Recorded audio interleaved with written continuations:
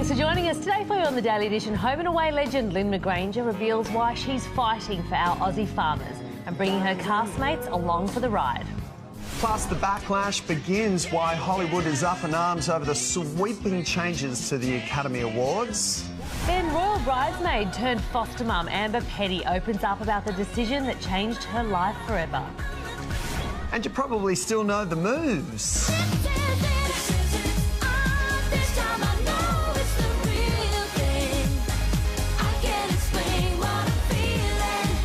Dannii Minogue joins us live on the project that will have you up and dancing.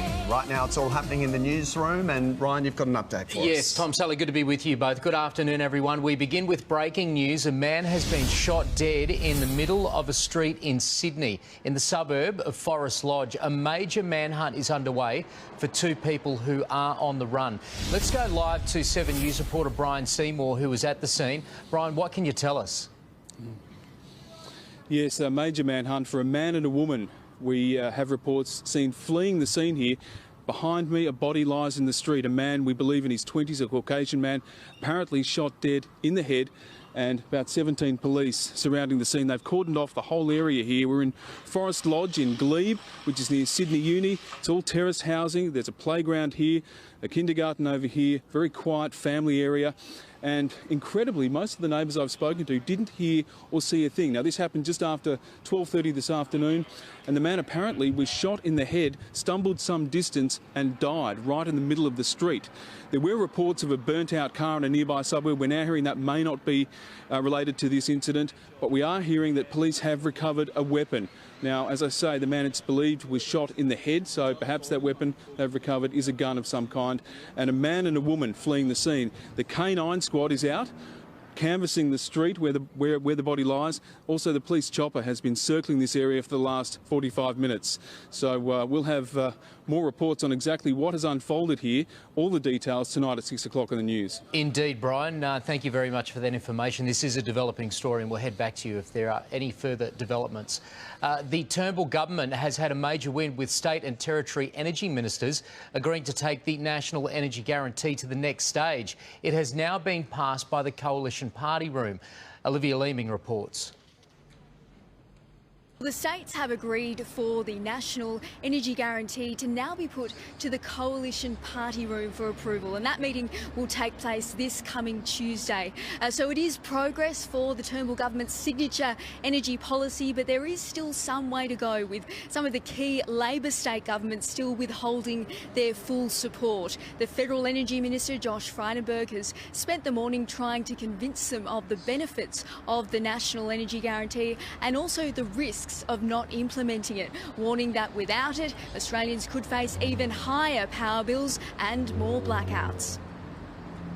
Australian eyes are on this room today. And what happens here matters to the outcomes around every Australian kitchen table and every Australian factory floor. Now, the Liberal state governments are well and truly on board with the National Energy Guarantee, but there are concerns from the likes of Victoria, Queensland, both state Labor governments, as well as the ACT, who are concerned that the emissions target is not strong enough, and they want to make it more flexible so that a future government could ramp that up down the track. So let's hear now from the ACT's Energy Minister. There's a long way to go on this yet, but the ACT will remain at the table as long as it takes to get this worked out. Now, there has been some protest action here outside the Shangri-La Hotel this morning, where the meeting is being held, trying to pressure the states to kill off this plan, but so far it looks like it has failed. The states have agreed to talk again late on Tuesday after the Coalition Party Room meeting, and then after that, draft legislation will be released for consultation. That, of course, then still has to pass the Parliament. Thanks, Olivia Leeming, with that report. A man is appearing in court today charged over a shocking series of sexual assaults on girls and women in Sydney's northwest. Police allege 51-year-old Gregory Richardson attacked 14 females aged from 40 to just 14 years of age. Most were targeted as they walked home from railway stations. The offences occurred between 1989 and 2013, and police believe there could be more victims. Investigation is continuing.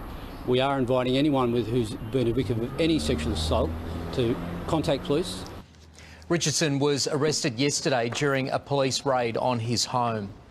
A man is fighting for life after being stabbed in Adelaide's north overnight. The 43-year-old suffered a stab wound to the back in Munopara. He was rushed to the Royal Adelaide Hospital in a critical condition. Police are searching for 3 males who are believed to be known to the victim. Sarah Hugel, the wife of Olympic swimmer Geoff Hugel, has today had shoplifting charges against her dropped on mental health grounds. The former publicist was accused of stealing a pair of $2,500 leather pants from a Byron Bay boutique. A previous statement from her lawyer said Mrs Hugel was suffering from anxiety and depression. The Indonesian island of Lombok is on edge after yesterday's huge aftershock that sent people running for their lives. Buildings that were damaged in Sunday's earthquake came crashing to the ground.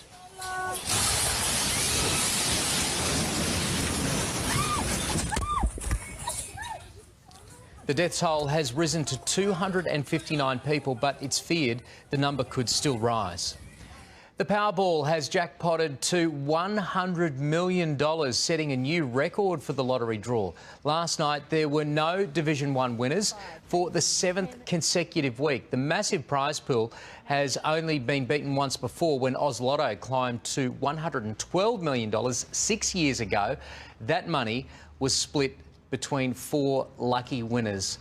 We'd be more happy to split 100 million, you know, 3 ways. Just 3 ways would be nice. We could even include some of the crew here, you know. Or 2 ways. 100 million, plenty to go around. I was cutting mine out. No, just joking. It's all fine. We're not going to win, it's fine. Still to come on the show, some of our favourite. Lynn McGranger reveals how the home and away casts are getting behind our Aussie farmers. She's live on the Daily Edition very soon. But next, Dannii Minogue is dancing her way into lounge rooms right around Australia. We're chatting about her brand new show in a matter of minutes. Don't go away.